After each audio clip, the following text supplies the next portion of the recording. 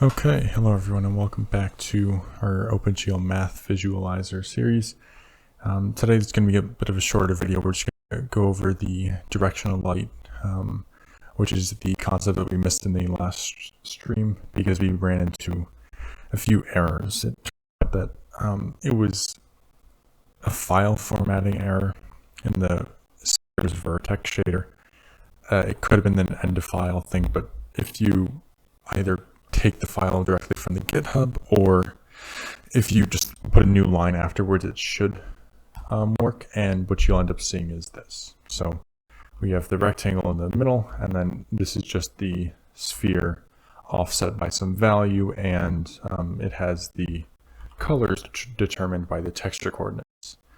And you will notice here that we have this little line here, and just a review of spherical coordinates. If I can find that again, the spherical coordinates, there's the little, they go, we parameterize the 3D sphere, once again, by two parameters that are bounded. The top and bottom wrap around, but the left and right don't. Or sorry, the left and right do wrap around, but the top and bottom don't. However, the texture coordinate here is going to be different from the texture coordinate here. So when the color is determined by that, it's going to give us a fine line. So that's why there's the distinction there. That's essentially the line of theta is equal to 0 or 2 pi. But today we're going to look at directional lighting. So we have this little sphere here, and you can kind of see that it's a sphere, but you can't really determine depth. I mean, we've added the different colors for different positions, but if it was just a solid color, you would only see a circle and you wouldn't be able to see otherwise. So we're going to add some directional lighting to add some kind of to help out with I'm not going to say placement, but just help out with perspective. So what is directional lighting? It is like the light you see from the sun. So for simplicity's sake, directional light refers to light that comes in parallel rays. So the sun is so far away that all of the light that reaches the earth can be roughly assumed to be parallel, because the sun is a point light source, and it emits light in all different directions, like this bulb here. Or I can actually grab the here it is. So it's a point light, and it emits light in all directions. But relative to the earth is so small and so far away that it only will receive one group of these rays that are roughly parallel to each other. So this allows us to create some simplifications in terms of light strength, because it's going to be the same no matter where you are, and also just the reflection direction. So I'm going to link down the more in-depth video on lighting, but that's the basics. And then, so the way we actually calculate lighting is, so we have our light source, which is a directional light, and the light that it gives an object is based on three different components. So there's the ambient value, which is constant. And these are all approximations, remember. So the ambient value is just light that exists. The object is roughly going to always be reflecting light, no matter where it is. There's always going to be some semblance of light that's reaching this object, no matter where it is, where the directional light is, and that's just going to be a constant value. The diffuse lighting is based on the fragment position. So we have the light position, which is out here. Let's just say that. And the fragment position is the position of the actual fragment in the model. So it's going to be its position in the world. So with a point light, we would calculate a direction vector that would be light position to the fragment position. However, with directional light, we are already given the direction, because like I said, the only parameter is that we need to know the direction, the angle of light, and all the rays are parallel. So this direction vector will be constant if it's normalized. So that's diffuse light. That's based on the fragment position. So it'll be the reflection of the direction vector of the light across the normal vector. So the normal vector is this concept that we haven't looked at yet, but it's the vector that's normal to the surface. So in our 3D space, it would just be the vector pointing out at the plane, essentially. And we'll see how to calculate that with the sphere. It's going to be super simple, and we'll see why. But essentially, the reflected light is just the direction according to light reflection and just the law of reflection, this light across a smooth surface will just be reflected in the exact same angle. So I think I can find, yeah, right here. So an incoming ray of light will be reflected with the same angle relative to the normal vector. So that's diffuse light based on the fragment position.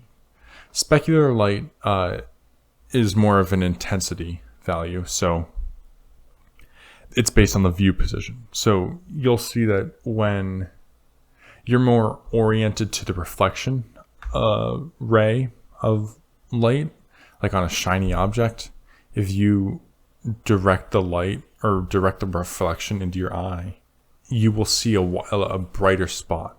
So you essentially get a brighter beam if you're closer to that reflection. And this is also another good example here. So the diffuse is just based on the normal vector and the fragment position, and the specular is based on how close you are to the reflection vector. And we'll see how to calculate all these components here. We'll start in our sphere's fragment shader.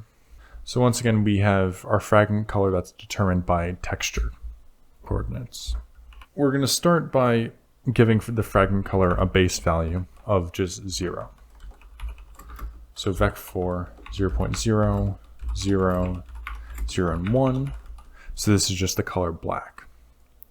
And this just assumes that there's no lighting. But for every light that we have, we're just going to compound the effect and add it. So we're going to have a function here, and this is very similar to the OpenGL tutorial, but there's a function called calcDirLight. And we're going to implement that function. So we'll have the header up top, so it returns a vec4, calcDirLight, and we pass in a directional light, dirlight, vec3 normal, vec3 view vector, a vec4 diff map, and a vec4 spec map. So I'm going to explain what these parameters are. So the directional light is going to be a structure, and we will create that structure in GLSL, and that's going to have a few values, and we'll actually just define that now. So just struct dir light. So every light has several parameters with it. Directional light, well, every type of light has 3 parameters, or there are 3 parameters that are common to every type of light, and that's going to be the actual light values, so the color of the light. But then the types of light, so directional, spot, and point, will differ based on their other parameters. So directional light and spot lights have directions, whereas point lights have intensity values. And so the directional light, we need a vec3 direction, which is just the direction of incoming light. And then the 3 values for colors, so it's going to be a vec4 ambient, vec4 diffuse, and vec4 specular. So these are just the values that the directional light gives. It will contribute to these 3 components, essentially. So it'll contribute some value to the ambient light, some value to the diffuse light, and some value to the specular light. So that's the first parameter to the calculation method. We're just taking the directional light, its direction, and then its 3 color values. The normal vector is going to be the normal vector to the surface, and we'll take that in. We'll calculate that in the Vertex shader. The view vector is going to be the vector of between the fragment position and the view position, so just the vector from the actual fragment that is being reflected, that we're calculating the color for, and the viewer. The diff map and the spec map, these are just the calculated color values of the material or of the object that we're looking at. And you might be wondering, well, why is there no ambient? Well, for our sake, we can also assume that the diffuse light will emit the same color value as ambient. So we just take diff map and calculate the ambient value with that, because it's going to be the same. So we're essentially going to say frag color, and then we're going to add calc dir light, and we need to pass in all these parameters. So the first one is the directional light structure, and we're going to take that in using a uniform buffer object. And I will once again link the video down below to the class that we created here, and this essentially just abstracts how we write to a uniform buffer object, but it's essentially uniform values. So this, but we can pass in much greater quantities. We can do custom things with it. We can create structures, and it's more efficient than passing in uniform values. So we're going to take the way we define this is just layout. And it's std140. That's the version. Uniform, and we have to give a name to this UBO, or uniform buffer object, and we'll call it dir light uniform, and make sure you take note of this name. And the only value we're going to pass in is just the dir light structure, so the directional light structure, and we give that a name here. And then when we invoke the calculate function, we can just pass in this function or this structure with its name. So this here refers to the UBO structure. All right. And then we're also going to need a normal vector, but once again, that's going to be calculated in the Vertex shader file. So we're going to take in a vec3 normal, and then what we're going to pass in is just normalize normal. And then we're going to do, for the view vector, that's just simply the view position minus the fragment position. So that's the vector that the reflected light takes. And then the two values for colors, I suppose we can also do this with, let's do it with the textures for now, and then we'll integrate the materials later. So we'll essentially just say diff map is equal to that, and spec map is equal to vec4 text 1.0, 1.0, like so. And we'll just pass in diff map and spec map. All right, so once again, just going over the parameters, the directional light is going to be just the structure containing these four values, and we pass that in using a uniform buffer object for simplicity and flexibility of data structure. And then we have a normal vector, which is the normal vector to the surface, calculated in the Vertex shader. The view vector is just going to be the view position minus the fragment position, and then diff map and spec map are just the colors of the actual material. So all these values will combine to give us our color. So we're going to now define this function, or write the body of the function. So we'll start by calculating a direction vector. So view dir is equal to normalize view vec. So we just normalize that value. And I suppose we can, I don't think we ever use view vec otherwise, so we can actually just pass in view dir. So the view direction, and just have that be the normalized of these values. So we have the direction, which is normalized. All right, so the ambient value is quite simple. We just take the dot product of the two values. So vec4 ambient is equal to dir light dot ambient.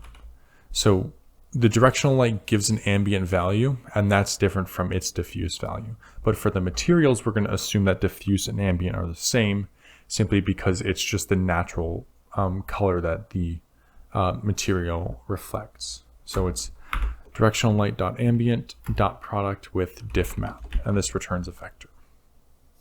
Or not, sorry, not dot product, just the element-wise multiplication. And then diffuse, so we're going to use diff map again, but here we need to calculate a few more things. So we need the light direction, so vec3 is light direction. And for the directional light, we're given the direction, which is the downward pointing direction, the direction from the sun. But for light direction, we want the vector going up. So we're essentially given minus the direction vector. And this just comes up in when we're taking a dot product.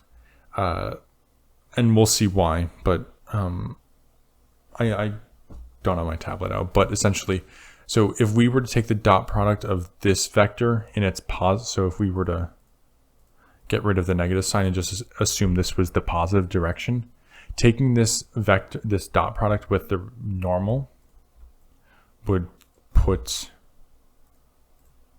that over here. And that would give us a negative value.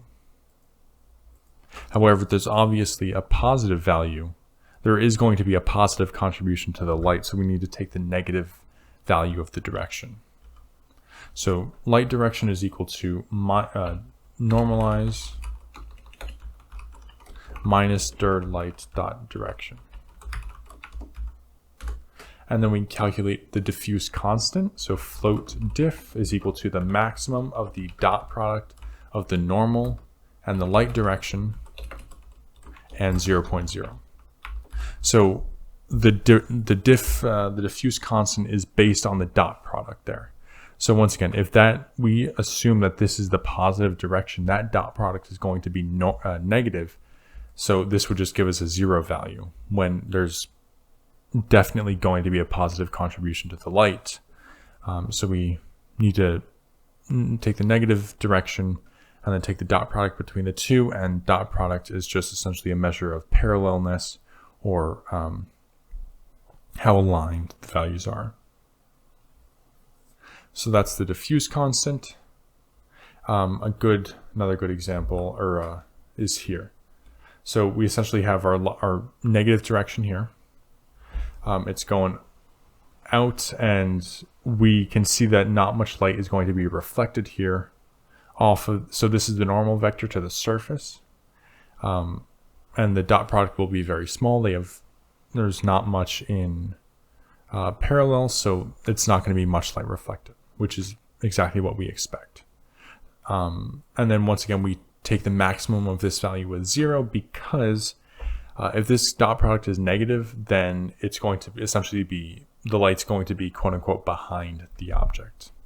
And then now we calculate the diffuse color. So vec for diffuse is equal to dir light dot diffuse times diff map. So these are all element-wise multiplications, and we're essentially taking the element-wise multiplication of the directional light's diffuse color with the material's diffuse color, but we're scaling it by the diffuse constant. So this is a vector, and this is a scalar. And then now the specular. So we're going to calculate, we're going to have a base value, a default value of 0.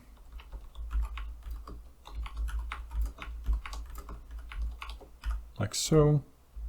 And then we say if diff is greater than 0. So the specular, we can already rule out that there's going to be no specular light if the diffuse constant is less than 0. Once again, if the light is behind the surface, so there's going to be no way to get close to that reflection vector, just because there is no reflection vector.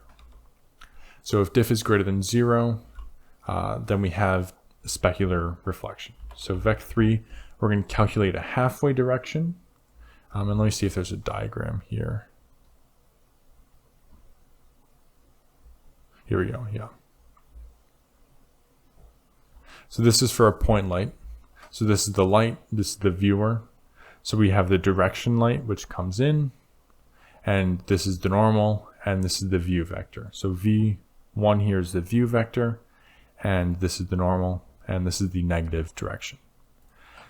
So we're calculating a halfway direction first, which will be the average between the negative light direction and the view vector. And then we're going to take the dot product of the normal with the halfway direction. And then the specular constant will essentially be proportional to the dot product. So in this example here, we can see that the halfway vector is quite closely aligned to the normal vector. And the reflection vector is going to be quite closely aligned to the view vector. So therefore, there will be more reflection. The intensity of that reflection is going to be higher. So therefore, we need it to be proportional to to the dot product of the normal and the halfway vector. So we're going to say vec3 halfway dir is going to be equal to normalize light direction plus view direction. So this is equivalent to just saying light direction plus view direction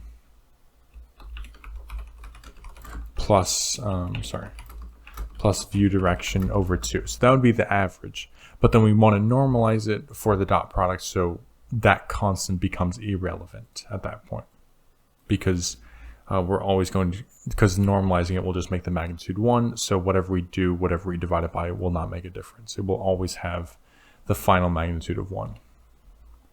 So then the float dot product is equal to the dot product of normal and halfway direction. And then we calculate the specular constant. So float spec is equal to power of max of the dot product in 0.0. And shininess is something we haven't introduced yet. I'm just going to say 64. So it's just a power between 0 and 128. And then we assign a value to the specular color. So specular is equal to dirlight dot specular multiplied by spec map scaled by the specular constant. So this calculation is very similar to the diffuse color. So we take the directional light's value and element wise multiply that with spec map, and then we scale everything by the specular constant. And then we return the 4D vector sum of all of them. So vec4 of ambient plus diffuse plus specular. So quick recap. Ambient is just the dot product, or the element-wise multiplication of the light's value and the diffuse color of the material. The diffuse light is based on the direction of the light, and that relative to the normal. So it'll just be the intensity. That'll be this picture here. So the more steep the light, or the more steep the surface relative to the light, the less light it will reflect. And then specular is based on the halfway direction. So the closer you are to the reflection light, the higher intensity of a reflection you're going to get. And then we return the sum. All right, so now we need to fill in a few of the gaps here. So we take in our directional light, we take in our normal vector from the vertex shader. The view vector is calculated using a view position and a fragment position. So this is the fragment position, but we also need a view position, which is we pass in with the camera via a uniform variable. So it's just uniform vec3 view pose. So if you remember in update camera matrices, we essentially say cam.camera position and we assign that to view position. So that's passed in here. And then we also have a view vector, which is calculated, and then diff map and spec map are determined based on the texture coordinates. So the only two holes that we're missing right now are the normal vector and the directional light, which is passed in through a uniform buffer object. Let's head to the vertex shader first to look at the normal vector. So the calculation for this can become quite complicated, and we will see that when we get to surfaces and more complex objects, it will be a little more complicated, and it's going to be you can do cross products and stuff, but we got lucky with the sphere, and the normal vector for a sphere is quite simple to calculate. It's just the position. It's actually just the position. So we first need to output a vec3 normal from the vertex shader.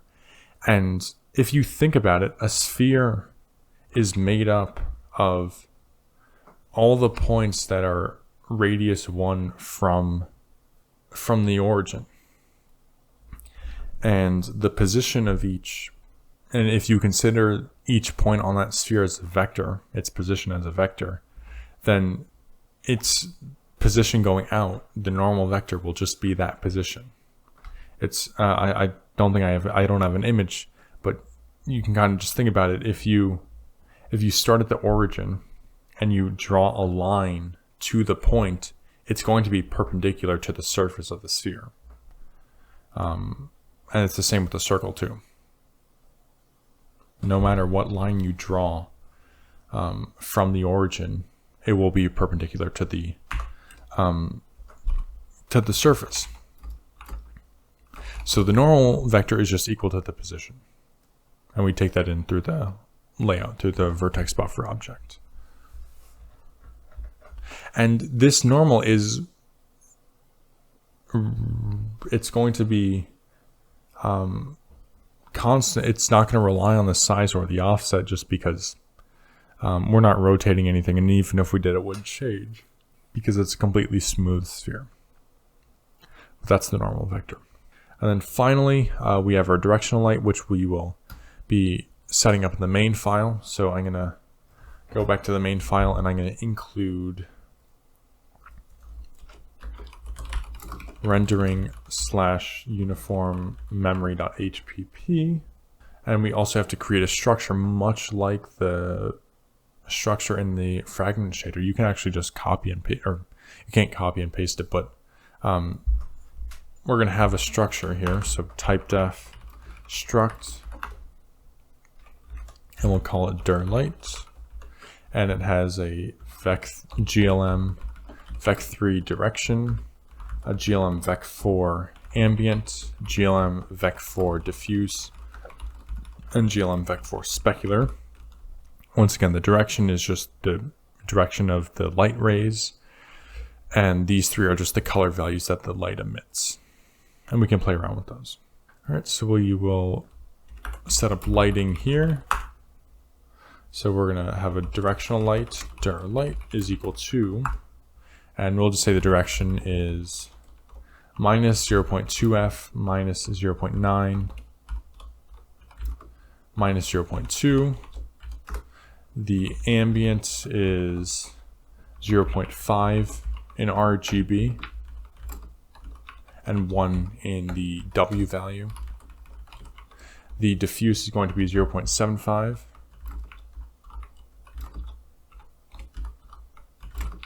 And 1.0 for the W value, and then the specular color is just going to be 1.0.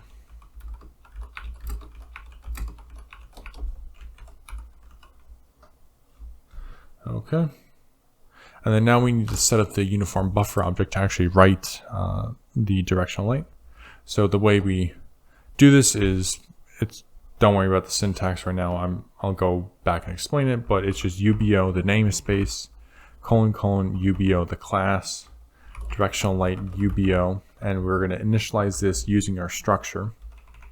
So the only value in our uniform buffer object is just this structure, so we need to replicate this. So it's one 3D vector and then 3 4D vectors. So we're going to have UBO new struct, and the structure takes in a UBO type vec3, and then UBO type vec4, UBO type vec4, and UBO type vec4. So now we need to bind this UBO to the shaders, and since the last video, I kind of created I created a general list to keep track of all our programs just to make things easier, and essentially it's just a list of program pointers. It's right here. So now all of the operations can be done just by iterating through the list. So for example, setting up the programs, we just say for each program pointer in the programs list, load the program. So it'll be very similar here. So for program pointer program in programs, we're going to say dirlight ubo.attach to shader program.shader and dirlight uniform. So the string name here, this has to match what we have over here. And then now we need to generate and bind. So we call dirlight ubo.generate, dirlight ubo.bind. We need to initialize null data. So dirlight ubo.init null data, and then we need to bind the range. So dirlight ubo.bind range.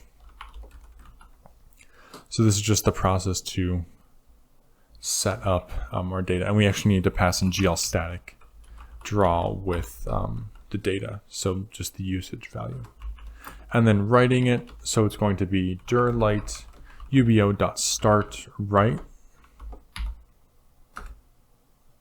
and we're just going to write every element individually.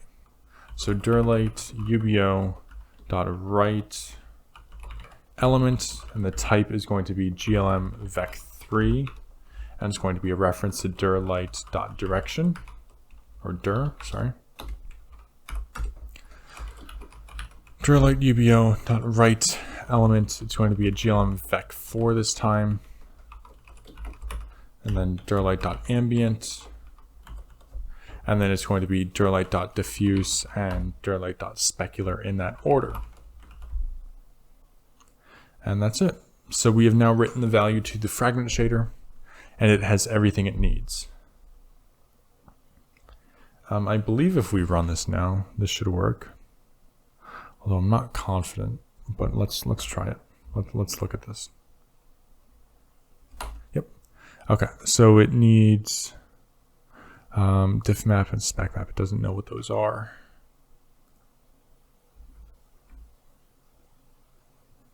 Oh yes. So I didn't actually define the type of diff map and spec map. That makes sense. There we go. All right, perfect. So this is our sphere. So you can still see that the texture coordinates are still affecting the light. So the color of the sphere is dependent on the texture coordinates. But you will also see that there's a little white spot. I'll try and zoom in on it. That's the specular light. So the directional light's coming in at about an angle that we can see there, and it's super strong here when we are closest to, or you can kind of play around and see the strength of it, and it will be at its largest strength when you are close to the reflection vector.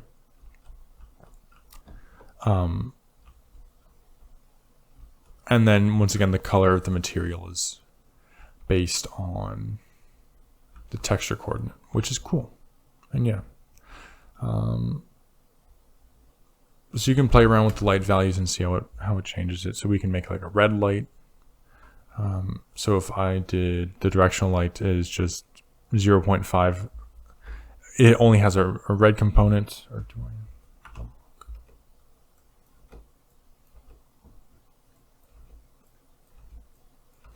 So if we just make all the other values 0, then this will be a much redder object.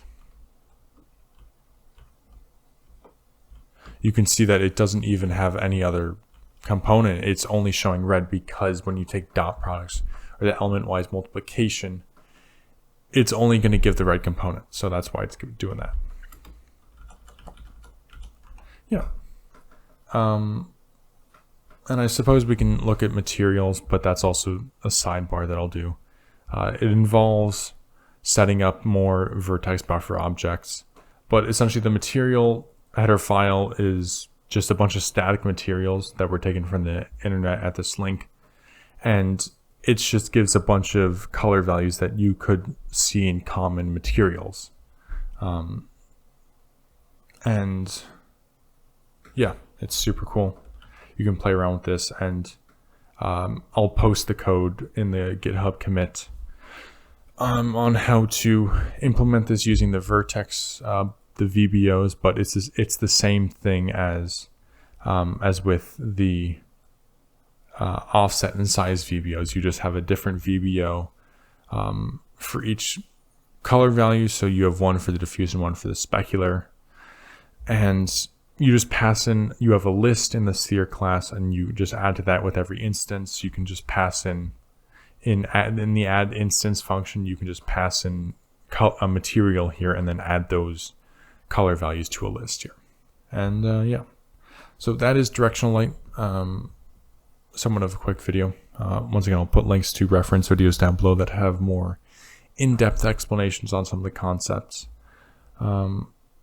But yeah, so we have completed the sphere, and we can now use it, and we can create instances of it, and it looks good, and we can kind of see where multiple things are relative to each other. And yeah, so next time we'll start looking at 3D arrows, which will be a cool topic, and we'll look at some transformation stuff. It's kind of funny that we're making a math visualizer, but there's also a lot of math involved in this. That's part of graphics, but it's quite an interesting mathematical experiment too. So that's all I have for you guys today. Hope you guys enjoyed and learned something. I will see you guys in the next video. Have a good one.